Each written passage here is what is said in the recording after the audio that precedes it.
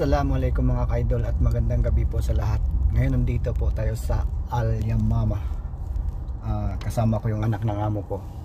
Ako pa kasi kinuha nila na driver. Ako pang kailangan nila. May driver pa naman sila. Ganun talaga mga kaidol. Kaya okay lang yan. Malapit na rin siya papunta doon sa bahay nila, doon sa kabila. Yun, medyo malayo na yun. Kaya baka hindi na sila magutos sa akin. Kasi pag akong inutusan ako, hindi pwede pag ganun. Mahirap yan. Ngayon mga kaidol, nandito na po tayo sa highway mga kaidol. Sa Kurais.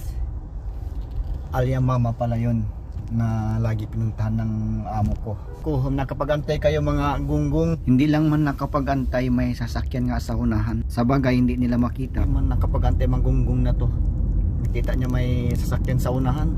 Pasaway din talaga itong mga ibang lahi ito, hindi nakapag-antay. Pasaway. Pareho lang tayo mga pasaway, mga gunggong. Ang mga tamarong na to hindi talaga maging kabalyas. Pag kayo magpito-pito, nagbusina-busina sa akin. Ngayon mga kaidol, nandito pa tayo sa sa Rice. Yung nasa unahan naman yan, stoplight. Kaya tuloy lang po tayo mga kaidol. Pinabalik pa naman ako dito, 10:30 daw. Yun ang sabi niya. Kaya pinauwiin nila ako mga kaidol. Kaya ginawa ko, pauwi naman.